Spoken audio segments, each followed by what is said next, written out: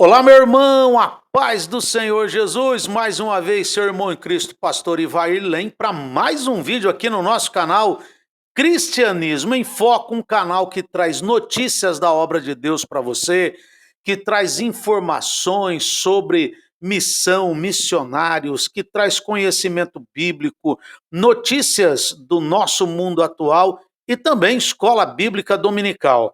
Aqui você pode conhecer o nosso canal aqui no YouTube, onde você pode se inscrever e navegar aqui, conhecer muito mais vídeos sobre outros assuntos que nós temos aqui nesse canal. Por isso, já estou te convidando.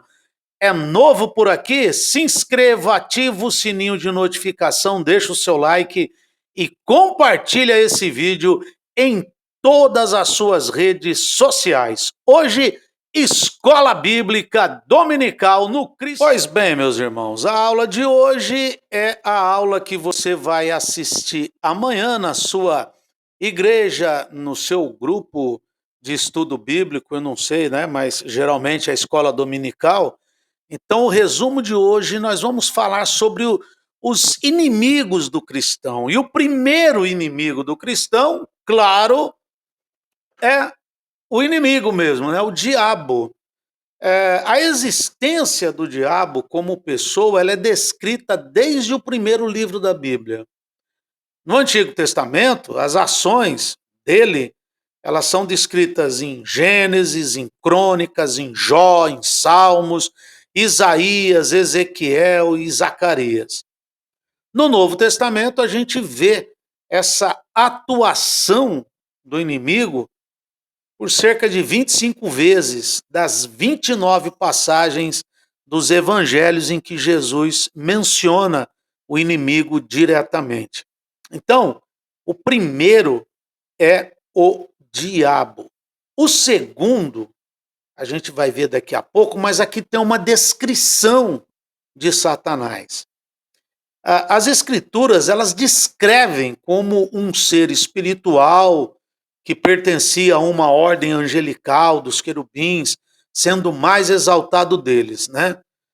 Só para informar, irmão, só para a gente, eu sei que tem muita gente que assiste os meus vídeos, essa informação aqui, que descreve, né, essa afirmação aqui que as escrituras, elas descrevem o inimigo como um ser espiritual que pertencia a essa ordem angelical, isso aqui é questionável, tá?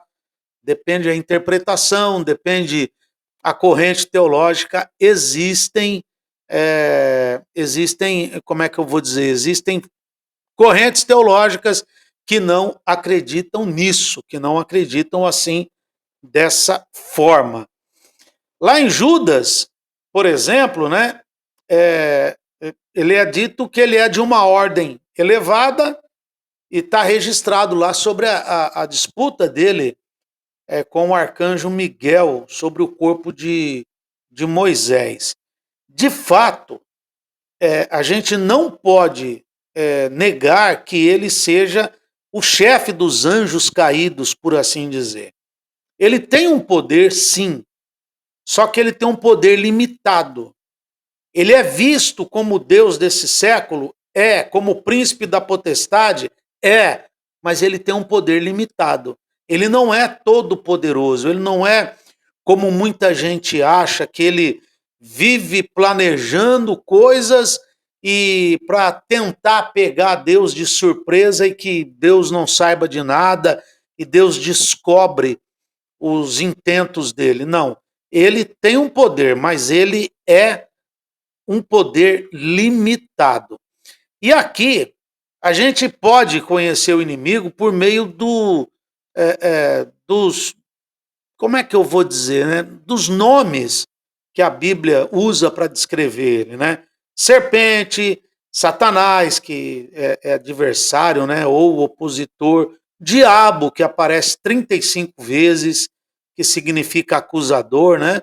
Maligno, dragão, tentador, enganador, Baalzebu, Belial, né? Que é uma pessoa má, né? Sem valor. Esses aí são nomes que revelam a natureza cruel, perversa e destruidora desse nosso primeiro inimigo. O segundo inimigo do cristão é a carne. E aqui é um ponto interessantíssimo, né? Primeiro a gente tem que saber o conceito bíblico de carne. Existem pelo menos 4 definições para a palavra carne na Bíblia. O tecido muscular, né? O nosso corpo humano, dos animais. O corpo humano inteiro, né? O ser humano segundo a sua fragilidade e mortalidade, e a natureza humana pecaminosa. Quando alguém diz, você está na carne, está se referindo que a pessoa ela está muito mais conectada com o seu eu, com a sua, com o seu ser, né, inteiro, do que conectado com Deus. No Novo Testamento, a perspectiva, o termo lá é sarx, ou seja, né, carne, né, é uma referência direta à totalidade da natureza pecaminosa do homem, que está à parte de Deus, né? Uma natureza degradada, sem a presença do Espírito Santo. Nas cartas de Paulo, a gente vê isso muito evidente. Quando ele faz algumas citações aos crentes que estavam andando segundo a carne, não segundo o Espírito, né? Porque a carne, ela se opõe a Deus. A carne se opõe aos propósitos de Deus. Ninguém quer fazer a vontade de Deus. O desejo e a vontade do homem natural estão fora dos planos de Deus. E a carne ela faz com que o ser humano haja como se fosse o próprio Deus.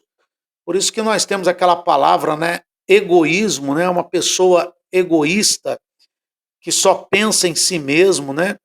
E dentro desse segundo inimigo, né, essa perspectiva doutrinária da palavra carne, a carne é a natureza humana depois da queda de Adão. Por quê? A gente vê, por exemplo, a expressão, que essa expressão carne, ela pode ser usada para se referir ao corpo humano, mas também a natureza pecaminosa, como Paulo diz lá em Romanos, no capítulo 8, versículo 6, no capítulo 8, versículo 1, né? Nesse sentido, embora essa mesma palavra possa trazer, né, esses sentidos diferentes, não há razão de se confundir-se com a carne como corpo e carne como natureza pecaminosa. Por quê? Porque o que é produzido pela natureza pecaminosa é reconhecido como, por exemplo, né, idolatria, que é uma obra da carne, impureza, fornicação, glutonarias e assim por diante. Isso são coisas da natureza humana pecaminosa, que é em contraste com aquilo que é o fruto do Espírito. O terceiro inimigo do cristão é o mundo. Então nós temos o diabo, a carne e o mundo. Agora, a gente precisa entender a palavra mundo, porque ela tem conotações, aqui a revista traz como 5 conotações bíblicas, mas a palavra mundo ela é confundida muitas vezes ou usada de formas errôneas. Por exemplo, a palavra mundo pode se referir à Terra, né? A Terra, o mundo, o sistema, né? O globo, o planeta, ao conjunto das nações conhecidas, né? Também, o mundo, né? O mundo está em crise, ou seja, né? As nações, a raça humana, né? Quando a gente diz alguma coisa mais ou menos assim, né? Esse mundo, os homens desse mundo estão perdidos, mais ou menos assim. O universo, né? Quando a gente diz mais ou menos assim, esse mundo né, criado por Deus, né, o cosmos, né, seria, né? E, por último, os que se opõem a Deus, né?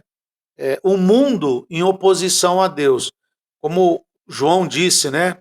O mundo passa e a sua concupiscência, mas aquele que faz a vontade de Deus permanece para sempre. Esses, né, que se opõem contra Deus, aí quando a gente fala desse mundo, eles têm como chefe o diabo, né? E eles vivem nessa impiedade.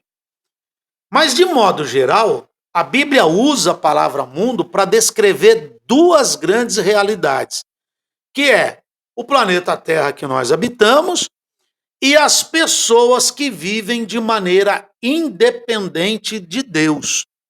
É assim que a Bíblia ela usa de uma forma mais contundente a palavra mundo. E existem 3 níveis de vícios infames que estão associados à carne, né, ao mundo, né? Que é a concupiscência da carne. Isso aqui já é um outro tema, né? O mundo, né? O que existe no mundo. A concupiscência da carne tem a ver com a natureza humana, tem a ver com o pecado, com a natureza corrompida, decaída. Tem a concupiscência dos olhos, né? Que tem a ver com tudo que envolve a mente, a imaginação do cristão. Por isso que a gente tem que tomar cuidado com a concupiscência dos olhos. E por quê? Porque essa concupiscência dos olhos, ela cria coisas pecaminosas, por exemplo, oferecida pela mídia, pela música, por filmes, literatura. Isso aí é a arte de ceder aos desejos carnais. E também tem a soberba da vida, que é um nível de vício que expressa a autoglorificação do homem no pecado, né? Denotando o egoísmo, a vanglória, o ateísmo. É o homem da atualidade, né? Que despreza o Criador quando diz que o centro é você, né? O centro é o homem. Como muito evangelho também, o evangelho antropocêntrico, né? Que exalta mais o homem do que a Deus. Como Paulo disse lá em Romanos, né? Amaram mais a criatura do que o Deus criador, né? E como que a gente faz para vencer o mundo?